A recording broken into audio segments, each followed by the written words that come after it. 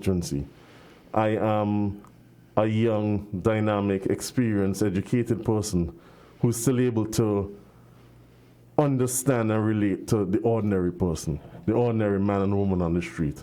And I believe that it is that ability for me to relate to them that gives them the confidence in me to be their next representative.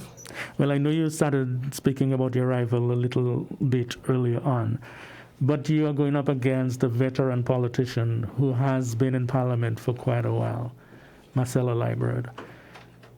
What will it take for you to beat her? You think you can beat her? What will it take? Well, I need only remind persons that my predecessor in 2010 lost every box in that seat and ultimately lost by 431 votes. My first time around last election in 2015, I lost by 98. I cut that margin down by some 300 odd votes. I have been working for and with the people of Central Basti over the past 5 years, and I'm confident that not only have I surpassed the 98 margin, but hundreds more have come on board because they see what I have to offer, and based on what I've done outside of Parliament, they can look forward to so much more when I'm in Parliament. So how would you describe your rival? Absent. She's been absent. I mean, the excuse in her first term as representative and a member of government, the only thing she had to show for her stewardship over that 5 years was a public bath, the renovation of public bath at Pricklepy Alley. In the past 5 years, she may use the excuse that she has not been in government and so she can't do anything. But Marcella Liebert has not written one letter to one minister of government on behalf of her people. She has not written to lobby for any particular improvements in Central Basti. At no point in time has Marcella Liebert gone into the Parliament and argued on an issue on behalf of the people of Central Basti. She has squandered her time to oppose everything that the government has done. And so she has done nothing. She has been absent. I have used that opportunity to be in the trenches, to speak with the people, to address the needs of the people. And they have seen the benefits. They've seen things like the renovations at the Gardens housing project, which had been neglected for 20 years. They've seen simple things like putting lights at the Pine Gardens and Shadwell Roads. Simple things like that are what mean something to the people, and I've been able to provide those. Are you by any chance underrating her? As I said, she's a veteran politician, and she did beat you the last time. Not at all. I'm not underrating her. She is a veteran politician, but at the same time, being in politics for a long time doesn't mean that you've been effective in politics. And I think that is where I'll be able to certainly beat her. In my short time being around, I have a track record that far surpasses hers. And that is outside of Parliament. Was given the opportunity to sit in Parliament and represent my people in Central Basti, they will see that it's our time now. Why do you think she was able to win the seat again last election? And what do you need to do to snatch it away from her? Your goal to do that? This is a seat that had been held by the Labour Party for 20 years. The dynamics of last election are very different to this time. The sentiments are very different. Back then, it was a matter of getting out a government that had let down the people after 20 years of being in control. This time, it is about maintaining a government that has shown that it has what it takes to manage the finances of the country properly, to manage something as unexpected as the COVID-19 situation properly. And so the issues are different. Yes, she beat me last time, but like I said, I had to overcome 430-something votes. I did overcome 300 and something plus votes, the largest turnaround in that election, and probably, based on historical stats, one of the biggest swing votes and turnarounds in our political history. Now, you're a young politician. How much have you matured over the last 5 years? You know, we have a lot to say about politicians and politics. What politics has done for me in the last 5 years in particular is it has continued to humble me. It has continued to make me more appreciative of the opportunities that I have had personally in my own life. And when going through the alleyways and the byways and seeing how many people are still in need of opportunities themselves, it really humbles you, but at the same time, it encourages me to fight even harder to make sure that I'm in a position to help as many of those persons to get opportunities. It's not a matter of giving a man a fish, but teaching them how to fish. I know you had a really concerted campaign 5 years ago. How much more are you going to add to that this time around? 100% more. 100% more. It's not about Jonel Powell winning. It's about the people of Central Bastia winning. We came very close last time, and it showed that we have what it takes. My team has what it takes. Our ideas are resonating with the people of Central Bastia. And so it is just about working and showing that I am interested, I am committed to doing the work on behalf of the people. And I think that overwhelmingly so now. You know, it was very different. Last time Labour was in government and people were a bit timid to support and they weren't sure what was going to happen. So many people said, boy, you know, if I knew you all would win, I would have voted for you. Well, they saw that Team Unity could win and did win. They've seen the work, the good work that this government has done.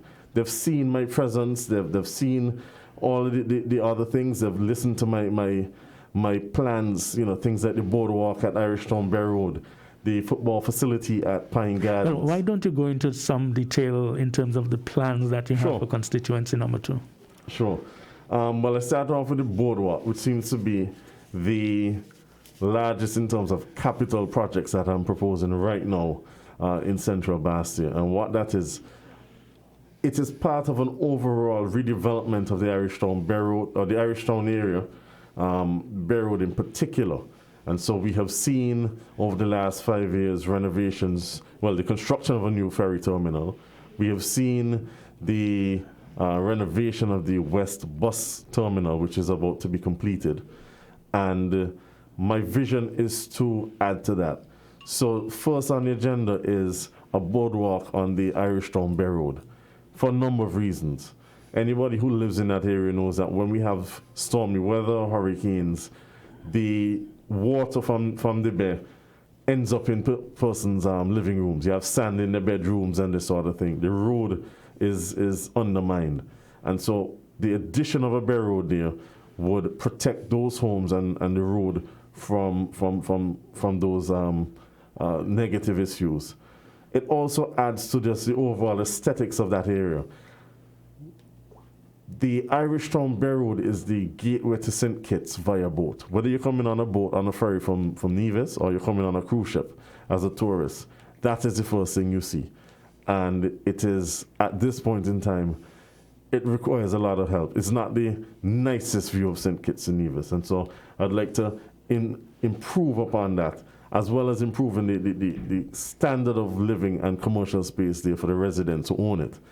I'm talking about a boardwalk which spans from the ferry terminal right up to the cenotaph, inclusive of a few commercial spots. So just imagine you could take a stroll up the boardwalk, 3 or 4 little bars or shops that you can stop by and chill and have a drink at. Just adding to even the commercial opportunities for persons in that area. In addition to that, I've been advocating for the renovation of the Bastia public market. We all know that vending has been an issue, regardless of what side of this you've been on in recent times, particularly in Bastia. And so I want to renovate the Bastia public market so that it can accommodate more vendors, so that the vendors feel confident and comfortable selling their goods in there, so that persons going to buy feel comfortable buying foodstuff from these vendors in that facility, and inclusive of a second floor at least, call it a mezzanine level, whereby you can have a number of shops. Where there's a barber shop, might be a small bar, a hairdresser, whatever you want to do, but providing more commercial opportunities for the persons in the area. How did you come up with those plans? Did you sit down and talk with constituents, potential voters for yourself? Or did you look at the area and say, look, these are the things I think the area needs? How much consultation was there in that process? The concept of the improvements to the Bastille public market, especially that second floor, has come completely from constituents. That is not my idea. That came from funny enough, it is something that has been suggested to me by about 3 different groups at 3 different times, completely unrelated.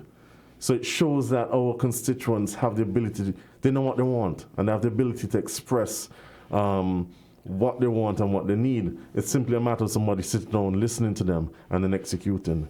The idea of the boardwalk is something that I came up with based on my own travels, based on just looking at what is there and how can we improve upon it.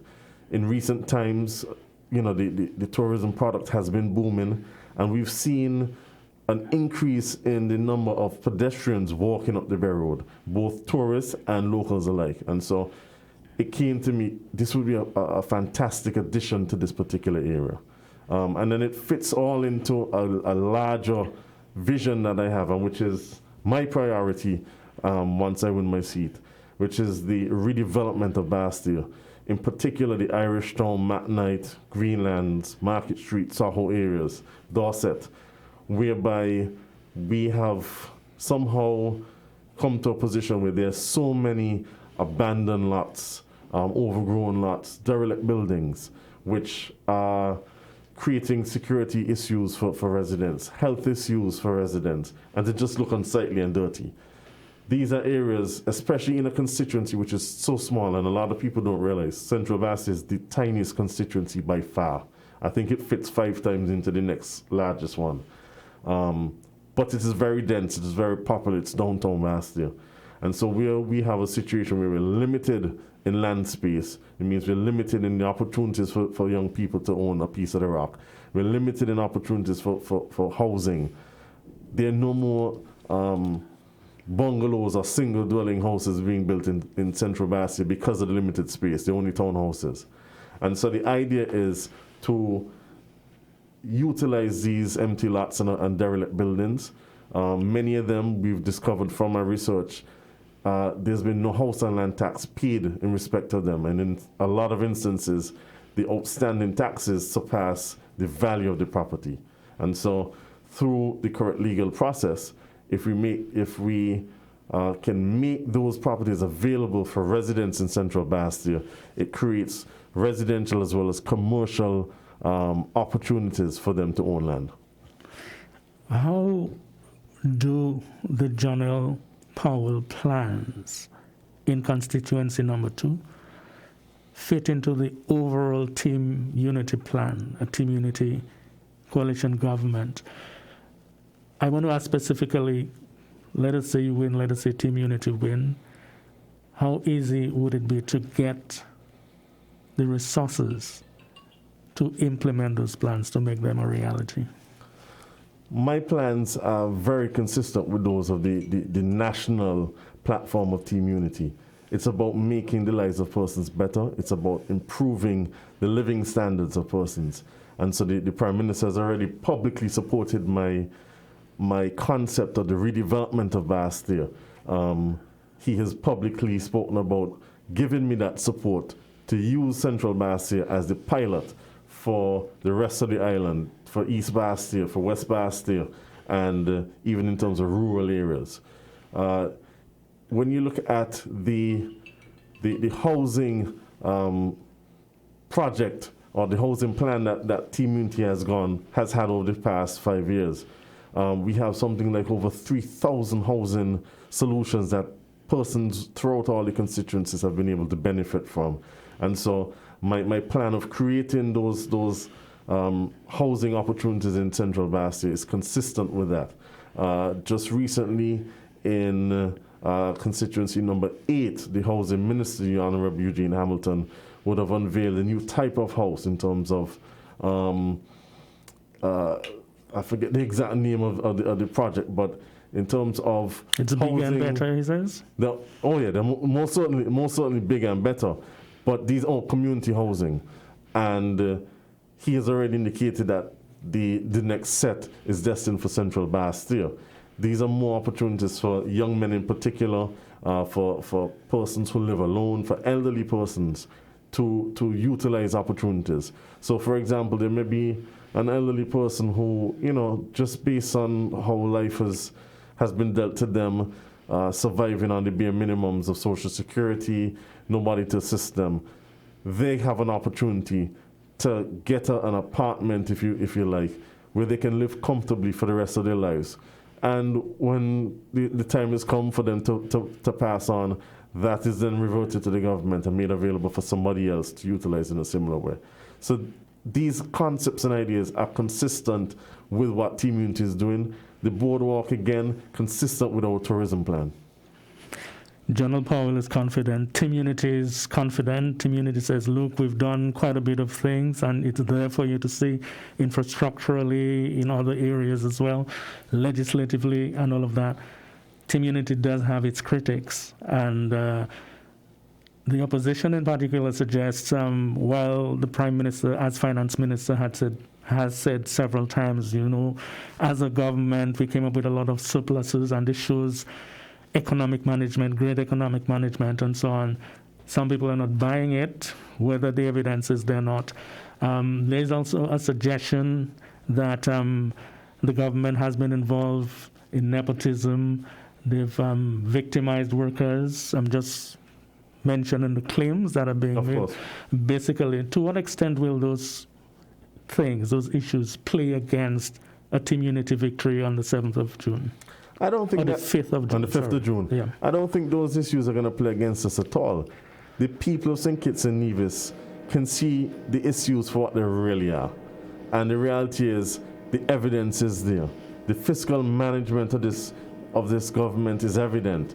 The statistics are provided and available in public documentation for anybody to check. They're verified by persons like the IMF, the Eastern Caribbean Central Bank. When you look at our ability to handle this recent COVID-19 situation, our stimulus package, the fact that our neighbors have had to run to the IMF to borrow funding, when we have the funds on hand to provide what is seen as the largest monetary financial stimulus in our region, the evidence is there. These other things are just nepotism, and these are just distractions from an opposition who have no issues, who have no plans to present to the people of this country. And so, as the majority of people have benefited, they're feeling good, the ordinary person on the street tells you, look, things running good, country running good, they will support Team Unity for a second term. Does Team Unity have any shortcomings that you can point to? Or are they perfect? Is the coalition perfect? No government is perfect, no relationship is perfect, no family is perfect. I'm sure you fought with your siblings, you fought with children and parents. And so it is what it is. I'd be lying if I came and said, oh, it's all fine and dandy. But we are on the same page. And we all are committed, even more so now, having seen what we've been able to achieve together. We're even more committed together to do more for the people of St. Kitts and Nevis. When you look at the relationship between St. Kitts and Nevis, it has never been any better. This is the best it has been. And I think what we need to do is simply build upon the foundation that has been set over the last 5 years. And I have no doubt that we're going to do so many more good things for the people of St. Kitts and Nevis. How much of a rival is the St. Kitts Nevis Labour Party? I don't even know if rival is a good word to use for them. You might be underestimating them again. I can only go based on what I see, and I don't see much happening over there. That the St. Kitts Nevis Labour Party seems to be void of any policies, any realistic issues to present to the people of this country. They seem to be only capable of opposing anything that the government says or does, controversial or not, whether it is good for the people or not. All they have done is criticize and oppose. They have not presented any alternative plans to the people of this country. So while they're chatting, and slandering and throwing dirt, Team Unity continues to act upon its track record and to provide further issues, further visions for the upliftment of the people of St. Kitts and Nevis. But they do have their supporters. Can Team Unity make inroads in terms of convincing some Labour supporters to come over to the coalition? Central Bastia is the perfect example of that. When you see the count at the end of the day on the 5th of June in Central Bastia, you will see just how many Labour supporters or persons who supported the St. Kitts Nevis Labour Party last time that have come over to the Team Unity camp. You'll understand what is happening in this country. Okay, I need to give you a bit of a break. You've been talking quite a bit, so let's take a few messages and then we'll come right back to you. Certainly. WINN is 98.9. 98.9 is Win FM.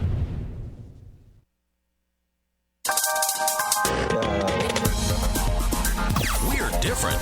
We're 98.9. 98.9 Win FM.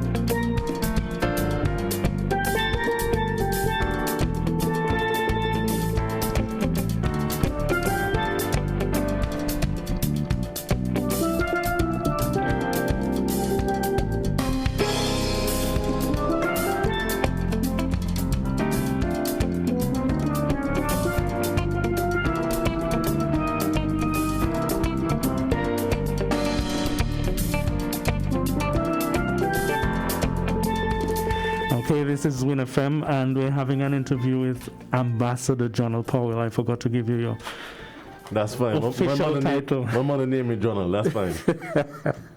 But you also have the title of ambassador. We have to acknowledge that. Jonal, as I indicated earlier, and most people who know you know that, you're pretty young. To what extent will young people in the constituency number 2, rally towards you? Have you any indication what that will turn out to be like? You just have to go through the streets of Central Bastia. I am heartwarmed by the support that I am receiving from the young people. Persons who last election, you go to them, they'd say, boy, I really into this politics thing. They're energized, excited. Everywhere you look, you're seeing JP2 now. The shirts are on the street, and you're seeing JP2, Jonal Powell in number 2, around. And I think that is because they appreciate what they've been able to benefit from on the last 5 years of Team Unity. I think, in my mind, the single most impactful policy by this Team Unity administration and the young people in Central Bastia has been the issue of crime and its ability to reduce crime, and serious crime in particular, in this country, but particularly in Central Bastia. McKnight, my hometown, was always considered one of the hot spots. The ability of these young men in particular to put down the guns, come together and say, look, let's work together, let's do away with this thing, let us have peace, and then to be able to provide them with job opportunities, provide them with opportunities for them to get some sort of an income, to do something, or to have the ability to contribute positively to the communities, has been extraordinary. And it's just not about the young men. The young women have benefited either directly or indirectly. Some are actually involved in the gangs, but then you have the girlfriends, the baby mamas, the sisters, the mothers, who no longer have to grieve, who no longer have a father who is not able to support their child. Because of the opportunities to the peace initiative, they're now able to support their children better. And so, I mean, that single issue in respect of security, I think, has been the most impactful. Now, by your account, you're very popular in the constituency. to what extent will that turn into votes for you? And if some of these people are under 18, they might be able to vote for you anyway. True, but I don't think it's about popularity. It's about confidence, it's about loyalty, it's about trust. And I think that I've been able to gain that. Certainly something that my opponent has lost. And so I know I'm in a pole position to take this trust that is being reposed in me by these people and do something with it. And I have so many ideas. I'm excited about getting into parliament, getting into government, and executing a lot of these ideas. Just sitting on the block and talking to some of these guys and these are guys who would have been in gangs and in this sort of thing. Sometimes we pass them straight and we don't give them the benefit of the doubt. But you sit and you talk to them. These are some intelligent young men, So they might not have finished school, but they're intelligent, they have ideas, they know what they want. All they need is a little opportunity to help them through. When you look at that farm, or what used to be a farm at the old education department on Keon Street, that was allowed to wither away. There's a group of young men who are now in the process of finalizing a grant to revive that. I sit with them almost weekly to discuss the plans to assist them in this grant process. And you would see you're sitting in a room with scientists. Their knowledge of the science, hydroponics, their research in terms of what are the most bought vegetables by which hotels in St. Kitts and Nevis. They have a plan as to what they need to grow, what they need to sell to who. They have it down, but so all they need was tuned in, you're saying? They are tuned in. They are tuned in. And all they need is someone to listen. Let's broaden the discussion a bit. What for you are the issues in the coming election on a federal basis? The issues are simple, and we are addressing them. It's safer streets, big and better housing, and job opportunities. Those are the three main issues. We cannot neglect health in light of this whole COVID-19 scenario. And so healthcare and the ability to deal with health with medical issues must be one. And so I'm happy that under the stewardship of Eugene Hamilton, we are very advanced in terms of the National Health Insurance Scheme, which should be launched, I hope, by the end of this year. In terms of work conditions and compensation for health workers, the nurses and so on, some people say that is not happening as it should. How do you respond? The question is, by what measure? I know that nurses have just benefited from somewhat of an increase. The reality is, a lot of these issues are now being thrust upon us in light of the coronavirus. And so persons have... The spotlight has been shown on it. It has been thrown on it, but in a very short period and in a very extreme situation. And so once we get past this, will we necessarily have the same demands on them? I don't think so, but at the same time, it gives us an opportunity to reflect and to look at any gaps in the system, see how we can empower our essential service workers, whether it's nurses, police officers.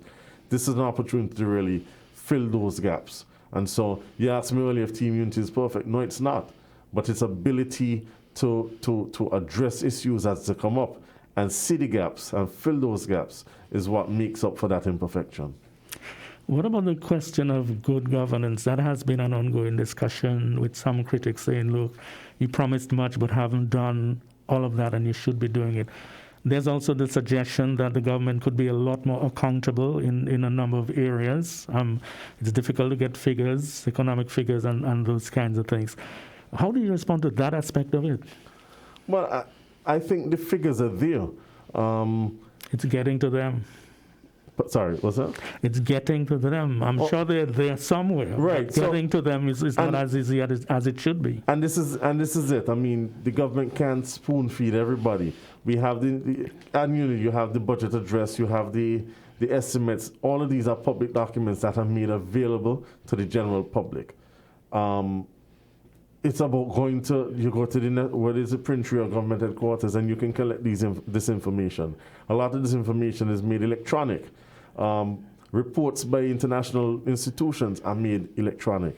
I think the government has a good record in terms of improving the good governance of our executive institution here in St. Kitts and Nevis. We've certainly done a hell of a lot more than our predecessors have done. It's interesting to hear the criticisms of the legislation that has been passed from persons who had 20 years to do it and never did it. I think as we go forward and more education is really given to persons to understand how these systems work. Can we agree to disagree on that one? Because I've been to many a press conference when we tried to get figures in particular areas, and it was like pulling teeth, to be honest with you.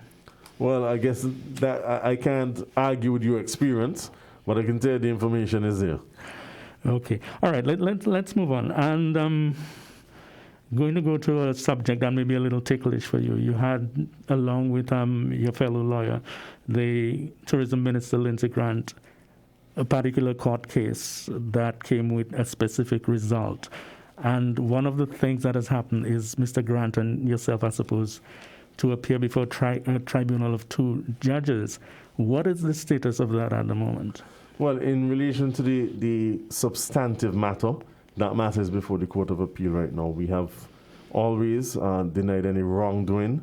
The court itself has said that it was satisfied that the claimant was not entitled to any monies that he was claiming.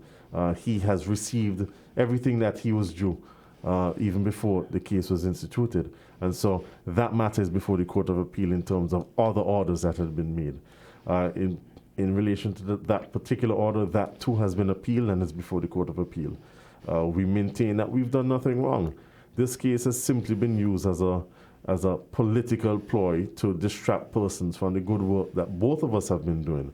Obviously, Lindsey Grant has, after many challenging elections, been successful and has done a fantastic job as the tourism minister. I am now seen as a major contender and a front runner in Central Bastille, and a desperate Labour Party and its operatives are trying to distract the persons from that, but it won't work.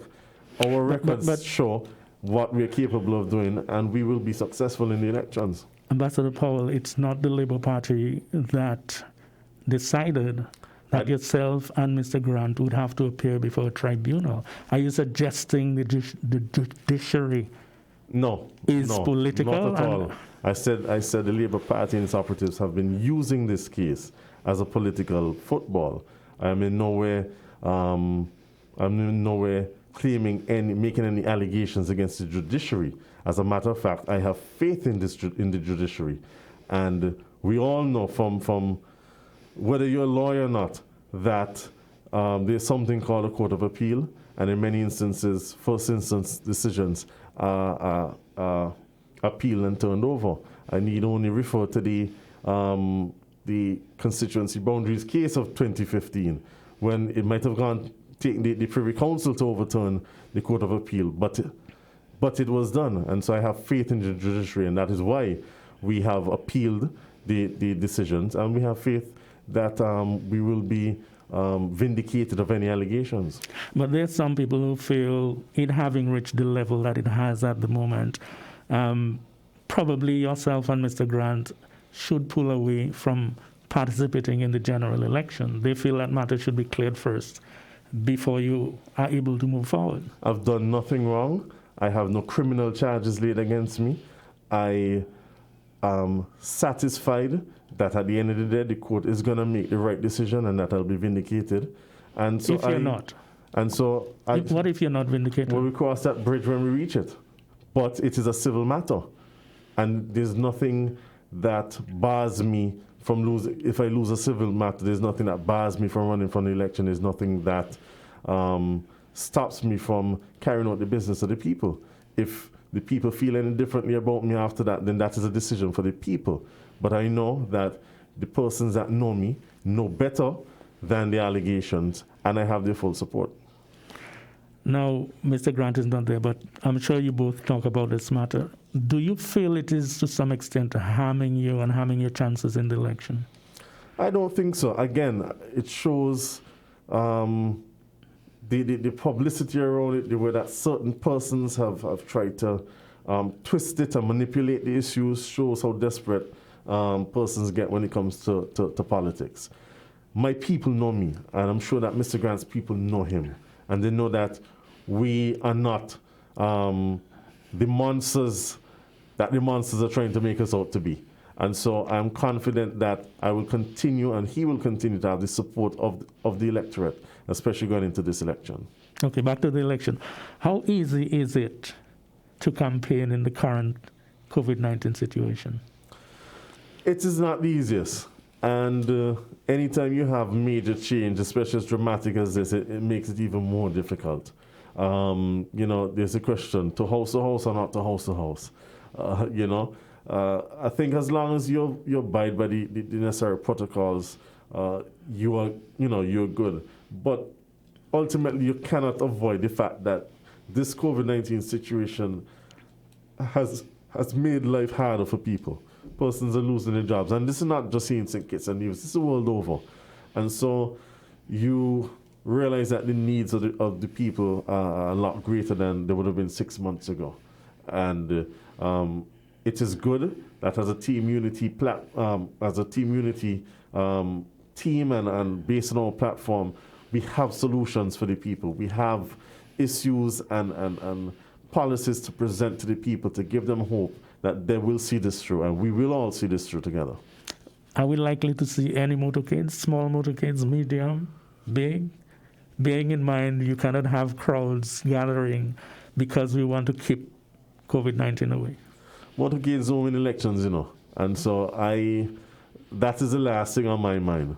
Right now, my focus is on ensuring that the people of Central Bastia come out in the masses and that they exercise their right to vote. What are you doing to encourage them to do that? Through voter contact. You do have the opportunity to go and visit homes and to visit constituents once you abide by the protocols. Everybody has a cell phone now, all handline, making phone calls. Social media has been a major asset in terms of voter contact. And these are just radio. I'm sure that there are thousands of persons listening to us now. And these are just different mediums by which we can get our message out and reach the people. How much are you enjoying the campaigning? I am really enjoying it. Any opportunity to be out there and, just talking with people and being with people. It's been a long campaign. The People's Action Movement knows about long campaigns. And, I think as a people, we're really at a point where everybody just wants to have an election. Let's get it over and done with and move on. And so I think the closer we get, the bell is rung. It's a short campaign. The closer we get to the date, people get more and more excited. I can't even explain the good feeling it is to see people running in the office. JP2, I got your back. I know you're confident, but come on. How sure are you that you're going to win the election? I am absolutely and give me sure. A percentage figure. I am absolutely sure and confident that we, the people of Central Bastia, will be victorious under Team Unity banner and by voting for Jonald Powell. This is our time. Ms. Liebert is hearing you and just shaking her head, saying he has it so wrong. She knows. She knows the truth. I saw a clip of I think it was a press conference they had, and she was asked the same question, and she hesitated. And I thought, wow, what are you hesitating for? Look, the sentiment has been there for a very long time. This is nothing new to her. She has to do what she has to do, but we, the people of Central Bastia, are going to do what we have to do. I know you're rivals, but in terms of having anything in common, wanting to be the representative of the constituency is something you both have in mind, or at least have together. But in terms of any other aspirations that you share, and are you all just rivals or enemies? No, I don't see Master Liebert as an enemy at all. I mean, we're both lawyers, so we share the same profession. We both avid football fans, I mean, we're certainly rivals in that respect. She's a Liverpool supporter, I'm a Man United supporter. Well, you both like football, so that is. But the fact that I know that, I mean, you know, I never passed Marcella straight. You know, we had a relationship in terms of being sociable even before politics, and so I have nothing personally against Marcella Leibert. That is why I've always been respectful in my campaign. At no time have I ever attacked Marcella Leibert personally. Have I slandered her? Have I said anything about Marcella Leibert, the person? I am not focused on that. I'm focused on her representation or lack thereof, and I have always respectfully criticized. Well, our time is up, but I'll give you one more minute to talk briefly about your ambassadorship. You know, what that involves, if you can say it in 1 minute. And I know at one stage you had the problem of not having been officially recognized as an ambassador. That is correct. That has been corrected for a while now. Right. That has been resolved, and I have over the past years been able to represent the government in a number of different forums, particularly the Ministry of Sports and Culture, to which I was appointed. But I also was able to perform different duties in respect of other ministries, for example, even in respect to the Citizenship by Investment program. And so I from negotiating on, you know, upgrades and benefits in terms of Warner Park and the further development of Warner Park, for example, to just a handful of different sort of policies that I never thought I would actually. Never contemplated. So you're enjoying that one as well? I have enjoyed my role as ambassador, yes. Okay, well, Ambassador Powell, thank you very much. I'm not going to shake your hand. I'm not going to hug you. We were not exactly 6 feet away, but I think we were okay. We're okay. And thank you very much for coming and talk to us and expressing yourself, and good luck. Thank you. Thank you for the opportunity. And Central Bassett, this is our time. Okay, if you say so.